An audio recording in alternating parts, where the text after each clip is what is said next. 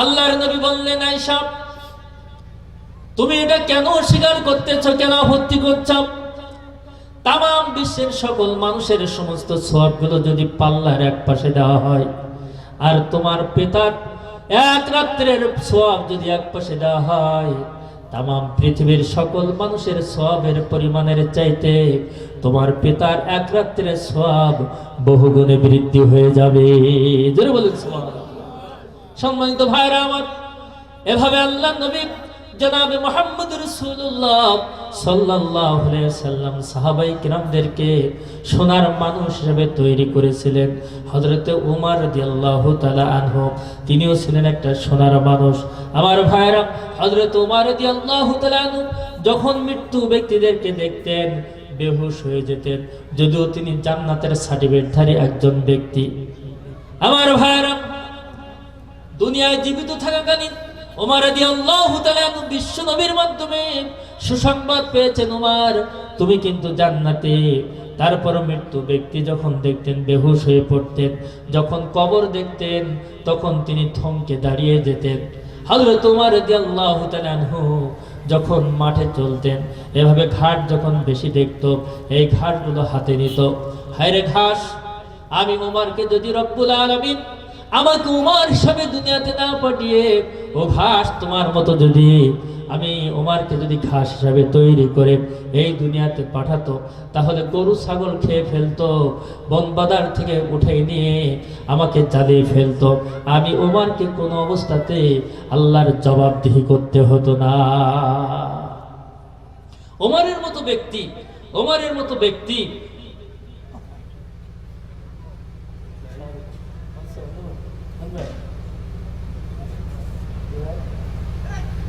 মাহফিলে আছি, পরে কথা বলবো।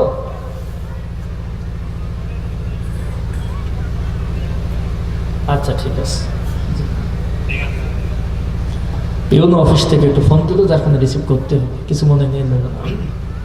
সম্মানিত ভাইরা আমার, হযরত ওমর ফারুক রাদিয়াল্লাহু তাআলা আনহুর মতো ব্যক্তি, যিনি জান্নাতের সুসংবাদ প্রাপ্ত ব্যক্তি, সেই ব্যক্তি যদি এভাবে আল্লাহর ভয়ে জাহান্নামের ভয়ে এত ভীত হতে পারে, তাহলে আমাদের কি ওই ধরনের কিছুই আছে? কিন্তু আমরা কি মোটেও ভীত আছি?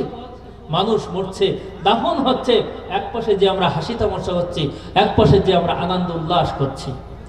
আমার ভাইরা, আল্লাহ পাক রব্বুল আলামিন জান্নাত তৈরি করলেন, জাহান্নাম তৈরি করলেন। জান্নাত এবং জাহান্নাম তৈরি করার পরে আল্লাহ পাক রব্বুল আলামিন হযরত জিবরাইল আলাইহিস সালাতু ওয়াস সালামকে বললেন, জিবরাইল যাও জান্নাতটা দেখে এসো। জান্নাতটা দেখে আসার পরে হযরত জিবরাইল আলাইহিস সালাতু ওয়াস সালামকে বললেন, জিবরাইল বলো কি দেখলে? হযরত জিবরাইল বলল, আল্লাহ জান্নাত যেভাবে আপনি তৈরি করেছেন, নাজ নিয়ামত দিয়ে যেভাবে ভরেছেন, কোনো মানুষ জান্নাতে ছাড়া অন্য কোথাও যাবে না। দুনিয়ার সমস্ত মানুষ জান্নাতের ভিতরে প্রবেশ করবে।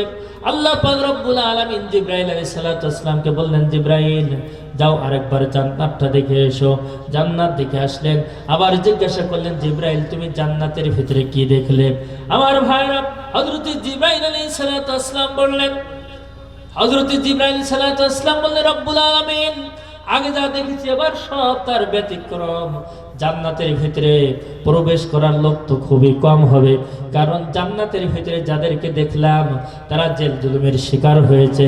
জান্নাতের ভিতরে যাদেরকে আমরা দেখলাম তারা সুদ থেকে মুক্ত, ঘুষ থেকে মুক্ত, মিথ্যা কথা থেকে মুক্ত, আর সত্যের পথে তাদের জীবনটা দিতে হয়েছে, আর সত্যের পথে তাদের জীবনটা অতিবাহিত করতে হয়েছে। কিন্তু আজকের সমাজের মানুষেরা তারা তো সত্য কথা বলতে পারদর্শী কম, মিথ্যা বলায় পারদর্শী বেশি, মুনাফিকি করার পারদর্শী বেশি। সম্মানিত ভাইরা আমার, অতএব মুসলমান হতে চায় কিন্তু পরীক্ষার সম্মুখীন হতে চায় না। আর যারা পরীক্ষার সম্মুখীন হতে চায় ওরাই হলো জান্নাতে, যারা পরীক্ষার সম্মুখীন হতে চায় না ওরা তো সব জাহান্নামী, জান্নাতে প্রবেশ করবে না। অতএব আপনি যেভাবে নাজ নেয়ামত রেখেছেন দুনিয়ার থেকে, এইভাবে পরীক্ষার সম্মুখীন হয়ে বিপদ আপদ মুসিবতের সম্মুখীন হতে তো মানুষ চায় না। অতএব জান্নাতে প্রবেশ করার লোক খুব কম হয়ে যাবে। কথা বলেন ঠিক কিনা? আমার ভাইরা, আল্লাহ তাআলা জাহান্নামকে দেখে আসতে বললেন, জিবরাইল যাও জাহান্নামটা দেখে এসো। জাহান্নামটা দেখে আসলাম। আসার পরে আল্লাহ তাআলা প্রশ্ন করলেন, ও জিবরাইল বলো জাহান্নামটা কেমন দেখলে? হযরতে জিবরাইল আলাইহিস সালাতু ওয়াস সালাম বললেন, রব্বুল আলামিন জাহান্নামের ভিতরে এমন সাপ আমি দেখলাম, আল্লাহর নবী বলেছেন ওই সাপ যদি দুনিয়াতে একবার শ্বাস প্রশ্বাস ফেলে তামাম দুনিয়ার গাছপালাগুলো মানুষ পশু পাখি সব পুড়ে তামাম হয়ে যাবে। এমন সাপ দেখলাম। জাহান্নামের আগুন আমি এমন দেখলাম, দুনিয়ার আগুনকে 3000 বছর ধরে জ্বালানো হয়েছে, অন্ধকারে পরিণত হয়েছে। এভাবে যেভাবে শাস্তির ব্যবস্থা করে রাখা হয়েছে জাহান্নামে কেউ প্রবেশ করবে না। আল্লাহ পাক রব্বুল আলামিন আবার বললেন, জিবরাইল চলে যাও জাহান্নামটা দেখে এসো। জাহান্নাম দেখে আসলেন। এবার বললেন, জাহান্নাম কি দেখলেন? ও জিবরাইল আলাইহিস সালাতু ওয়াস সালাম বলো। হযরত জিবরাইল আলাইহিস সালাতু ওয়াস সালাম বললেন, রব্বুল আলামিন জাহান্নামের ভিতরে আমি দেখলাম ওই জাহান্নামের ভিতরে যারা নামাজ পড়তো না, কারণ ফজরের নামাজের সময় ওযু করতে গেলে, ইশার নামাজের সময় ওযু করতে গেলে কষ্ট হতো, এই কষ্টের সম্মুখীন হয় নাই, ওই সমস্ত ব্যক্তি সব জাহান্নামী। মিথ্যা বলেছে তারা সব জাহান্নামী, তারা অসত্য পথে চলে জাহান্নামী, বাতিলদের পথে চলে জাহান্নামী, তাগুতের পথে চলে জাহান্নামী, ইসলামের পথে চলে না তার জাহান্নামী। অতএব বর্তমান সময়ে এই শ্রেণীর মানুষ বেশি। তৎকালীন সময়ে হযরত জিবরাইল আলাইহিস সালাতু ওয়াস সালাম একই কথা বলেছেন। আর সেখান থেকে 1500 বছর পরে এসে আজকেও যদি হিসাব করা যায় তাহলে দেখবেন ঘাত প্রতিঘাতের সম্মুখীন হতে চায় না, কষ্ট করে ইবাদত করতে চায় না, দান সৎকার করতে চায় না। ভাইরা আমার, দুনিয়াতে যত কিছু আরাম যত রয়েছে এগুলো করতে চায়, আর এই সমস্ত ব্যক্তিদেরকে দিয়ে জাহান্নামকে ভরে রাখা হয়েছে। এই জন্য জিবরাইল আলাইহিস সালাতু ওয়াস সালাম বললেন, রব্বুল আলামিন সমাজে যত মানুষ রয়েছে অধিকাংশ মানুষ সব জাহান্নামী। আমার ভাইরা, আর এই জাহান্নামের শাস্তি তো ছোটখাটো নয়। আল্লাহ তাআলা বলেন, ওয়াসিকাল্লাযীনা কাফারু ইলা জাহান্নামা যুমারা হাত্তা ইযা জাউহা ফুতিহাত আবওয়াবুহা। আল্লাহ তাআলা বলেন, জাহান্নামীদেরকে কিয়ামতের দিন এভাবে ধাক্কাইতে ধাক্কাইতে নিয়ে যাওয়া হবে। ঝুমারা শব্দের অর্থ হলো অপমানিত করা, পদদলিত করতে করতে, মারতে মারতে, ছাটাইতে ছাটাইতে, এভাবে লাঞ্ছনা যন্ত্রণা অপমান করতে করতে জাহান্নামের দিকে নিয়ে যাওয়া হবে। যখন জাহান্নামের ভিতরে প্রবেশ করবে ফেরেশতারা বলবে, রব্ব ও আল্লাহর বান্দারা, তোমরা কি আল্লাহর পক্ষ থেকে কোনো হেদায়েত পাও নাই? তোমাদের কাছে কি কেন কেউ ইসলামের দাওয়াত দেয় নাই? তখন তারা বলছিল বা বলবে, রব্বুল আলামিনের ফেরেশতারা, আমরা কোরআনের দাওয়াত পেয়েছিলাম, আমরা কোরআনের আহ্বানের ছাড়া আমরা দেই না। আর কোরআনের দাওয়াত পাওয়ার পরে ওয়ামান আরাদান যিকরি ফাইন্না লাহু মাঈশাতান দানকা ওয়া নাহশুরু ইয়াওমাল কিয়ামাহ, আমরা সেদিন কোরআনের দাওয়াতকে প্রত্যাখ্যান করে ঘাড় ঘুরিয়ে আমরা চলে এসেছিলাম। আর আল্লাহ পাক রব্বুল আলামিন বলবেন, ওই সমস্ত মানুষদেরকে আমি দুনিয়ার জীবন খাটো করে দেব আর তাদেরকে অন্ধ করে তুলব। কিয়ামতের দিন তারা বলবে, ক্বালা রব্বি লিমা হাশারতানি আমা। আল্লাহ তাআলা, আমরা তো দুনিয়াতে চাক্ষুষমান ছিলাম, ও মাবুদ কেন আমাদেরকে অন্ধ করে তুললে? আল্লাহ বলবে, ক্বালা কাযালিকা আতাতকা আয়াতুনা ফানাসিতাহা ওয়া কাযালিকা আল-ইয়াওমা তুনসা। অতএব সেদিন আমি যখন তোমাদেরকে দুনিয়াতে দিয়েছিলাম তোমরা সেদিন ভালোকে প্রত্যাখ্যান করেছিলে, আমার পথে চলো নাই, আমার হুকুম লঙ্ঘন করেছিলে, আমার যেমন সেদিন অস্বীকার করেছিলে আজকেও তোমাদেরকে অস্বীকার করো। ভাইরা আমার, এই কঠিন মুহূর্তে যখন জাহান্নামের ভিতরে প্রবেশ করবে ওই সমস্ত জাহান্নামীরা বলবে, রব্বুল আলামিন জাহান্নামটা এত কঠিন জায়গা, মাবুদ ও আল্লাহ এত পানি পিপাসা লেগেছে, আমরা পানি পান করব। আল্লাহ তাআলা ফেরেশতাদেরকে বলবে, ও আমার ফেরেশতারা, ও আমার ফেরেশতারা, ওই যে জাহান্নামী ব্যক্তিদের ক্ষত বিক্ষত ঘা থেকে যে রক্ত সংরক্ষণ করা হয়েছে, জাহান্নামের আগুন দিয়ে উত্তপ্ত করে রাখা হয়েছে, ওই পুষ তাদেরকে ভক্ষণ করতে দিয়ে দাও।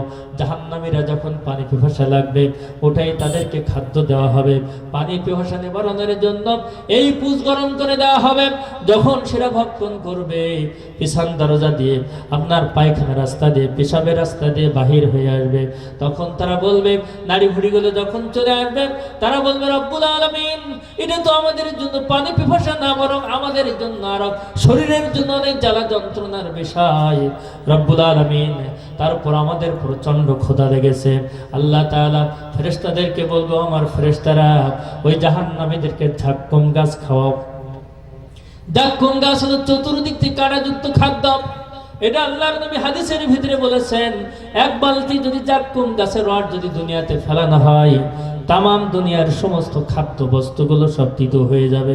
এই ঝাক্কুম গাছ খাওয়ানো হবে। কাঁটাযুক্ত খাদ্য যখন বলা চিকতে চিকতে ভিতরে চলে যাবে, তখন তারা চিৎকার করবে, আমার ভাইরা এই জাহান্নামীদের এই শাস্তি দেওয়া হবে। শুধু তাই নয়, জাহান্নামীদেরকে শাস্তি দেওয়ার জন্য যে সাপের ব্যবস্থা করে রাখা হয়েছে, এই সাপ একবার সবল মারবে, একবার দংশন করবে, 70 গজ মাটির তলে চলে যাবে।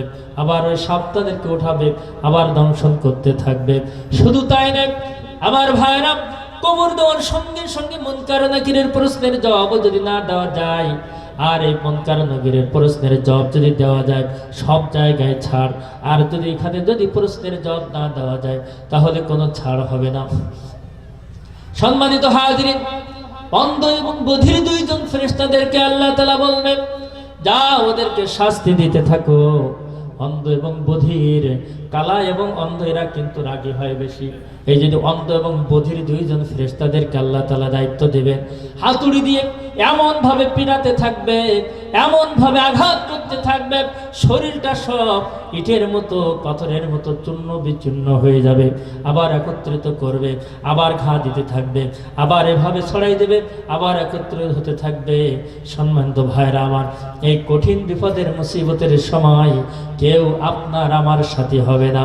সম্মানিত ভাইরা আমার, আল্লাহর নবী বলেন, ইযা মাতাল ইনসান ইনকাতা আনহু আমালুহু, মানুষ যখন মৃত্যুবরণ করবে সব আমলগুলো তার বন্ধ হয়ে যাবে।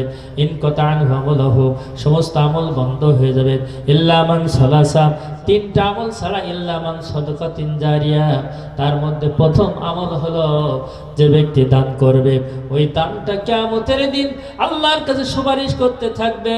শুধু তাই নাই, আল্লাহর নবী বলেন, মান বানা মসজিদাল্লাহ বানা আল্লাহু লাহু বাইতান ফিল জান্নাহ, যে ব্যক্তি মসজিদ তৈরি করবে, মসজিদে সহযোগিতা করবে, মসজিদে দান করবে, ওই সময় ছেলে কাজে লাগবে না, মেয়ে কাজে লাগবে না, স্ত্রী কাজে লাগবে না, পিতাও কাজে লাগবে না। আল্লাহ তাআলা অন্যত্রে বলেছেন, ইয়াউমা ইয়াফিরুল মারউ মিন আখিহি ওয়া উম্মিহি ওয়া আবিহি ওয়া বানিহি ওয়া আবিহি ওয়া সাহিবাতিহি ওয়া বানিহি। আল্লাহ তাআলা বলেন, দুনিয়ার জগতে সবচেয়ে মানুষের প্রিয় মানুষ, কাছের মানুষ হলো ভাই। ভাইকে ডেকে বলবে, ভাই